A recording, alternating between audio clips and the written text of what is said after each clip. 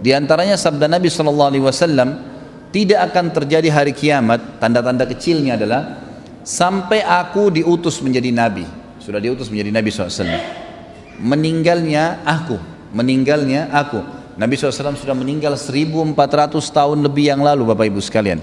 Itu tanda-tanda hari kiamat juga. Kemudian kata Nabi SAW, juga tersebarnya penyakit taun, yang banyak diantara kaum muslimin terbunuh. Ini sudah terjadi di zaman Umar bin Khattab radhiyallahu anhu.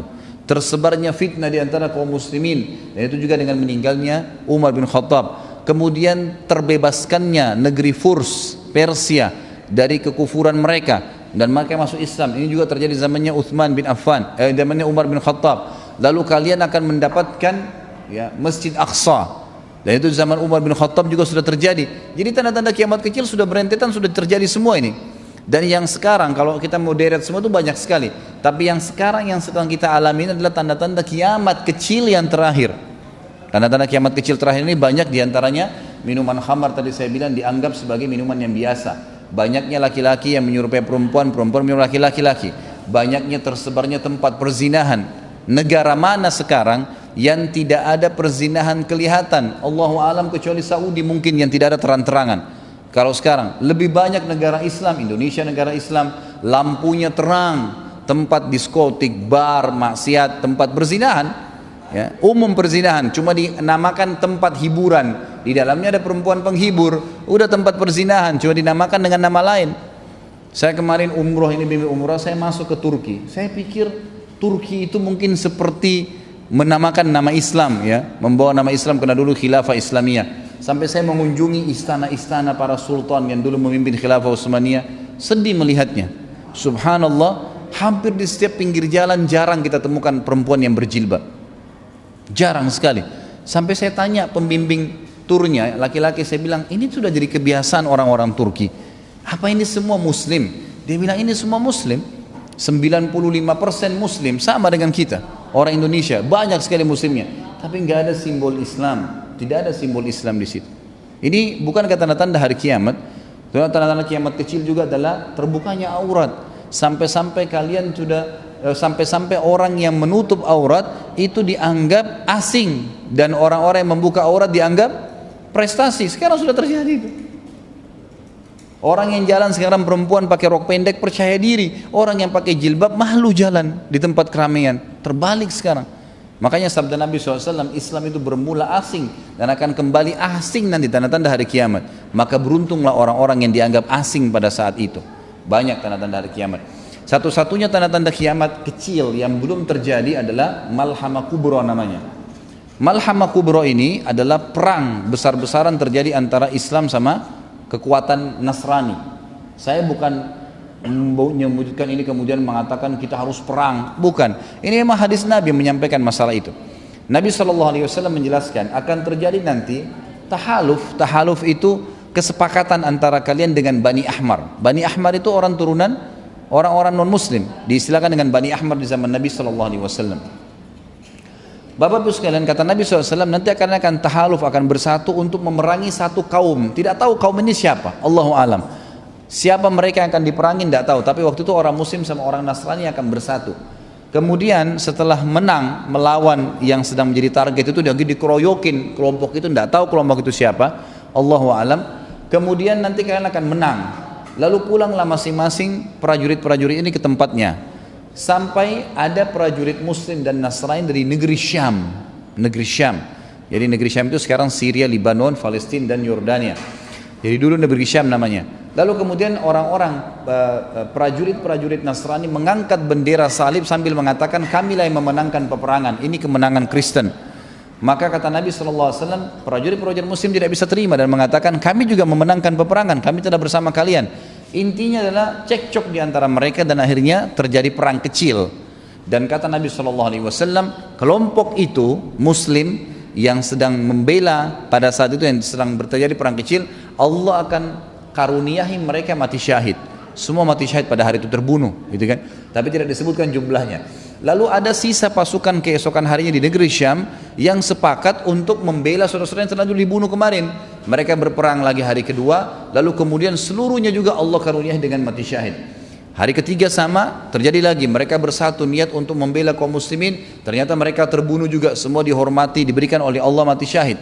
Kenapa saya katakan dihormatin Bapak Ibu sekalian? Karena memang mati syahid itu hanya akan diberikan oleh Allah kepada orang yang paling tulus untuk meminta mati syahid. Sampai ulama sepakat mengatakan kalau ada kaum muslimin yang pergi berperang di jalan Allah, kalau dia masuk memang dia ingin berperang, pastikan dia tidak akan mati kecuali dia sangat tulus. Jadi nggak bisa. Orang mati syahid itu orang betul-betul merindukan syahadah baru bisa. Ada teman saya, dia cerita, teman dekat saya dulu, sama-sama saya waktu itu saya ketemu di kota Makassar. Dia juga seorang dai, saya tidak usah sebutkan namanya. Tapi pada tahun 1990 dulu lagi ribut antara kaum muslimin dan fatwa ulama tentang jihad di jalan Allah melawan Uni Soviet. Maka beliau sempat ikut dari Indonesia berangkat ke sana. Lalu kemudian pada saat itu dia cerita sama saya, saya cerita masalah fadilahnya orang yang mati syahid, bagaimana dia bisa memberikan syafaat 70 keluarganya masuk surga tanpa hisab, dikubur dengan pakaiannya, dia akan tidak ada lagi pertanyaan mungkar dan nakir di kuburan. Semua dosanya diampuni kecuali utangnya, dia akan dibangkitkan dalam kondisi seperti itu. Ya, kondisi dia waktu dia meninggal dunia dan darahnya keluar menetes mengeluarkan bau lebih wangi dari bau kasturi. Kemudian dia masuk surga tanpa hisab dengan tingkat tertinggi di surga dan beragam macam fasilitas, gitu kan? Maka saya bilang itu fadilah luar biasa. Dia bilang subhanallah. Terus saya bilang orang yang masuk medan perang, setahu saya ulama bilang tidak sembarangan mati syahid. Dia bilang sama saya tiba-tiba, saya alamin itu. Dia bilang akhi, dia bilang saya alamin. Saya bilang gimana antum alamin? Dia bilang saya pernah ikut waktu itu. Sebagaimana antum tahu, pernah saya ikut di perang di jihad itu.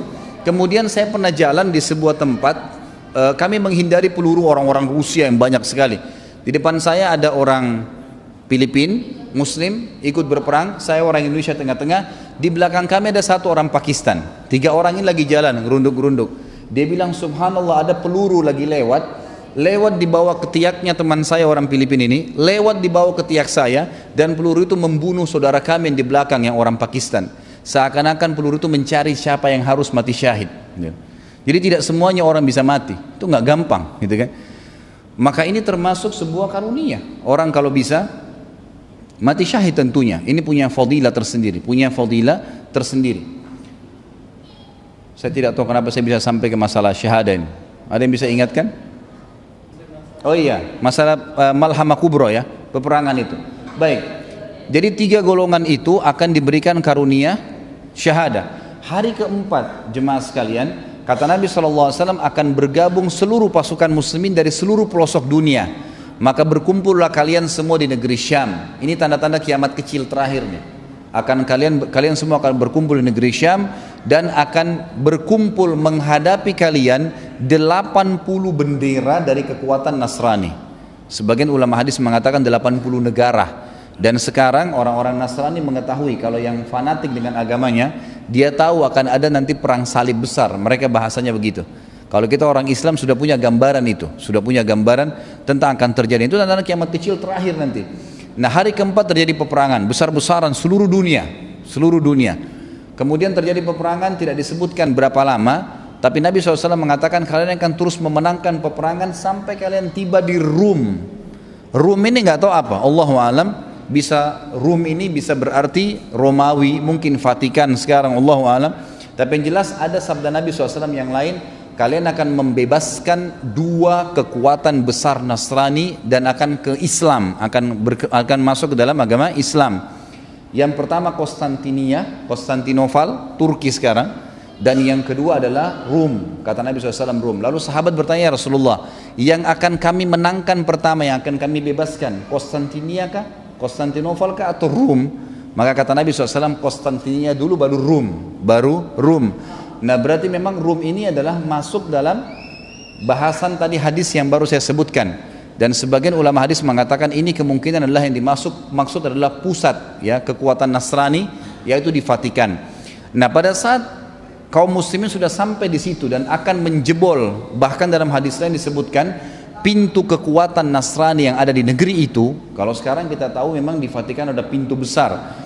Maka mereka akan merobohkan, pasukan jihad akan merobohkan tembok itu dengan bertakbir dan bertasbih. Ya, mereka akan bertakbir, bertasbih dengan takbir yang sangat banyak dari pasukan muslimin, maka rubuh bangunan tersebut. Kata Nabi SAW sebagai penutupan hadis ini, beliau mengatakan pada saat itu iblis menjelma jadi manusia dan masuk di tengah-tengah kaum muslimin, lalu mengatakan, wahai muslimin, Dajjal sudah keluar di tengah-tengah kalian. Sementara semua umat Islam pada saat itu yang ikut berjihad sangat tahu hadis Nabi kalau Dajjal keluar. Dajjal adalah tanda-tanda kiamat besar pertama. Jadi ini pertemuan antara tanda-tanda kiamat kecil terakhir dengan tanda-tanda kiamat besar pertama. Karena tanda-tanda kiamat ada besar, yang ini ada 10. Yang pertama dimulai dengan Dajjal. Maka kata Nabi SAW, iblis akan menjelma menjadi manusia dan berkata, wahai muslimin, akan keluar atau telah keluar Dajjal di tengah-tengah keluarga kalian. Dan muslimin pada saat itu sangat tahu hadis Nabi. Ya, kata Nabi SAW, akan keluar Dajjal nanti di akhir zaman. Siapa di antara kalian yang mendengarnya keluar di satu tempat, maka dia menjauhinya. Maka dia menjauhi tempat itu, pergi jauh, jangan sampai mendekat, gitu kan? Dan siapapun, walaupun dia harus ke gunung, jangan seseorang di antara kalian berkata iman saya kuat lalu dia menghadapinya, maka dia menjadi pengikutnya. Karena Dajjal akan mengaku sebagai Tuhan. Akan kita bahas nanti bagaimana Dajjal, ciri-cirinya, dari mana dia keluar, bagaimana kerusakan yang akan dia lakukan, itu ada semua bahasan sendiri. Tapi saya akan bahas transisi daripada atau tanda-tanda kiamat kecil terakhir ini. Kata Nabi SAW, maka pada saat itu seluruh mujahidin menyebar, seluruh mujahidin kembali ke rumah-rumah mereka, karena mereka khawatir jangan sampai Dajjal sudah keluar di tengah-tengah keluarga mereka. Maka pada saat itulah jemaah sekalian, kata Nabi SAW, bubar seluruh muslimin, tidak jadi merubuhkan Rum, kemudian tapi sudah bebas dari kekufuran. Kemudian pada saat itu keluarlah Dajjal di tengah-tengah kaum muslimin dari sebuah kota atau wilayah di Khurasan. Khurasan ini di Iran, yang bernama Yahudiyah. Dan subhanallah, kota itu sekarang ada di Iran, namanya kota Yahudiyah, mayoritas penduduknya Yahudi. Kata Nabi SAW, Dajjal akan keluar dari situ diikuti dengan 70.000 dari orang Yahudi Asbahan. Asbahan ini wilayah Iran, itu wilayah Iran. Allahu a'lam.